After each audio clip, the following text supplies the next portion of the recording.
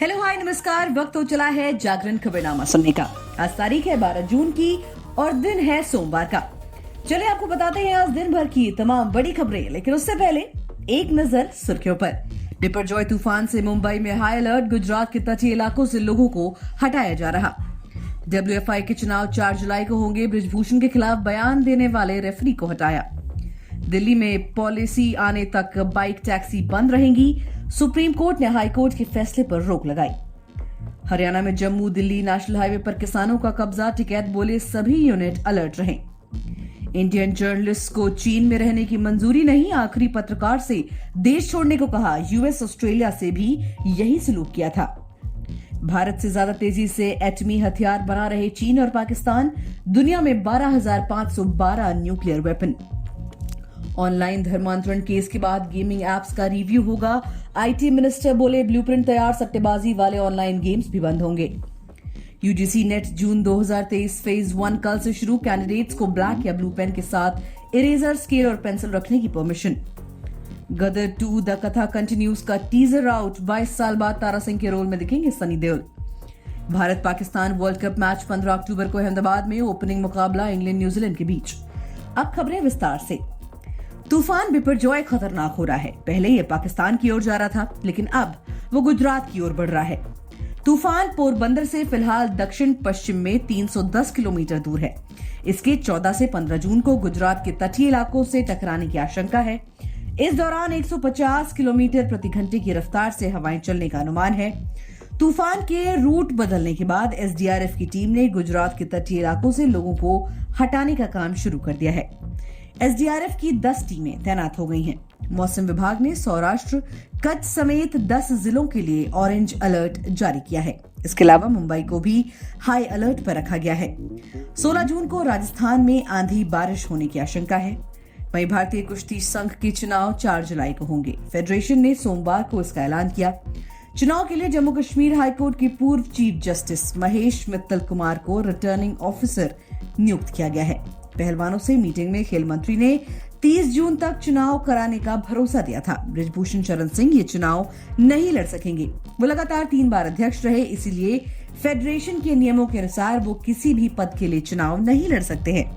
Asian championship से एक coach और 2 रेफरी को हटाने की खबर है। हटाए गए रेफरियों में से एक जगबीर सिंह ने बृजभूषण के खिलाफ बयान दिए थे। अंडर 23 और अंडर 17 कैटेगरी में एशियन चैंपियनशिप का आयोजन 10 से 18 जून तक कजाकिस्तान में होना है। वहीं सुप्रीम कोर्ट ने सोमवार को कहा कि अभी दिल्ली में ओला, उबर और रैपिडो की बाइक टैक्सी नहीं चलाई जा सकेंगी। दिल्ली सरकार की टैक्सी ऑपरेशन पॉलिसी बनने तक का इंतजार करना होगा। दिल्ली सरकार ने कहा कि 30 जून तक 2 पहिया टैक्सी के ऑपरेशन की पॉलिसी बना लेंगे। दिल्ली सरकार ने कहा था कि जब तक 2 पहिया टैक्सी के ऑपरेशन को लेकर पॉलिसी फाइनल नहीं हो जाती, तब तक बाइक टैक्सी सर्विस ना चलाई जाए। इस पर रैपिडो और उबर जैसी कंपनियों ने इसके खिलाफ हाईकोर्ट में अपील दायर की थी। हाईकोर्ट ने दिल्ली सरकार के इस नोटिस पर स्टे लगा दिया था। साथ ही पॉलिसी फाइनल होने तक एग्रीगेटर्स को सेवाएं जारी रखने का फैसला दिया था। बाइक टैक्सी पर कोई भी एक्शन लेने पर रोक लगा दी थी। वहीं हरियाणा की कुरुक्षेत्र में किसानों और सरकार में बातचीत विफल होने के बाद उन्होंने जम्मू दिल्ली नेशनल हाईवे 44 पर पिपली के पास जाम लगा दिया है। किसान फ्लाईओवर और सर्विस रोड बंद कर लाठियां लेकर हाईवे पर बैठ गए हैं। हाईवे के ऊपर ट्रैक्टर खड़े कर दिए गए हैं।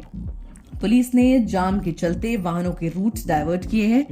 किसान नेता राकेश टिकैत ने कहा, पिपली अनाज मंडी में एमएसपी महापंचायत में फैसला लिया गया कि हम अपनी मांग माने जाने तक हाईवे को बंद रखेंगे। अतः सभी प्रदेशों की इकाई अग्रिम सूचना तक कुरुक्षेत्र पर नजर बनाए रखे और अगले आदेश का इंतजार करें। सरकार की ये दमनकारी नीति देश का अन्नदाता बर्दाश्त नहीं करेगा।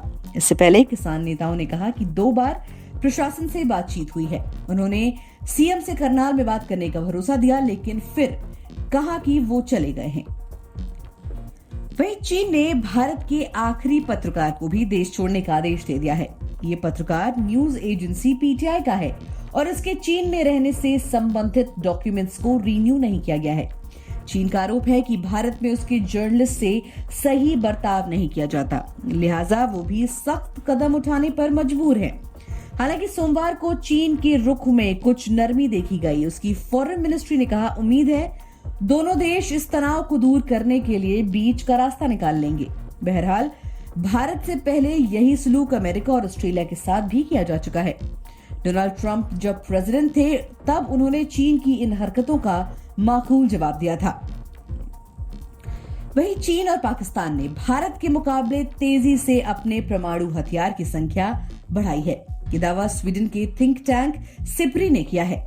रिपोर्ट में बताया गया है कि पिछले कुछ सालों में चीन ने अपने हथियारों के जखीरे में 60 तो पाकिस्तान ने 5 परमाणु हथियार जोड़े हैं, जबकि भारत ने 4 नए परमाणु हथियार डेवलप किए हैं। रिपोर्ट के मुताबिक सिर्फ एशिया ही नहीं बल्कि पूरी दुनिया में ऑपरेशनल परमाणु हथियारों का जखीरा लगातार बढ़ता जा रहा है। मानवता सबसे खतरनाक दौर से गुजर रही है। दुनिया में अब तक 12,512 परमाणु हथियार हैं। इनमें से 9,576 ऐसे हैं जो हमले के लिए तैयार हैं। पिछले साल के मुकाबले इस साल 86 परमाणु हथियार बढ़े हैं। पूरी दुनिया में चीन ने अपने परमाणु हथियारों का जखीरा तेजी से बढ़ाया है। शीत युद्ध के खत्म होने के बाद दुनिया में परमाणु हथियारों में तेजी से कमी आई थी। वहीं गाजियाबाद में ऑनलाइन गेमिंग के जरिए धर्म परिवर्तन का मामला सामने आने के बाद केंद्र सरकार ने सभी गेमिंग ऐप का रिव्यू करने का फैसला लिया है। केंद्रीय आईटी राज्य मंत्री राजीव चंद्रशेखर ने कहा, भारत में 3 टाइप के गेम्स पर प्रतिबंध लगाया जाएगा। ऑनलाइन सट्टा खिलाने वाले ऐप भी बंद होंगे। इसके लिए नियमों का ब्लूप्रिंट तैयार कर लिया है। हालांकि उन्होंने ये नहीं बताया कि गेम्स का क्वालिफिकेशन कैसे होगा।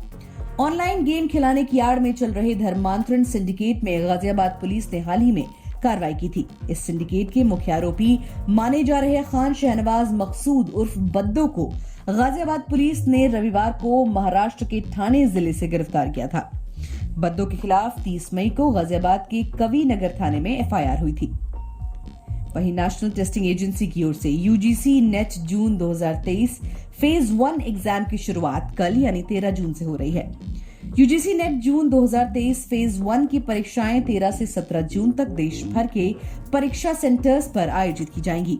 परीक्षा सीबीटी मोड में होगी और एमसीक्यू टाइप के प्रश्न पूछे जाएंगे। दूसरे फेज की यूजीसी नेट परीक्षा 19 से 22 जून के बीच होगी।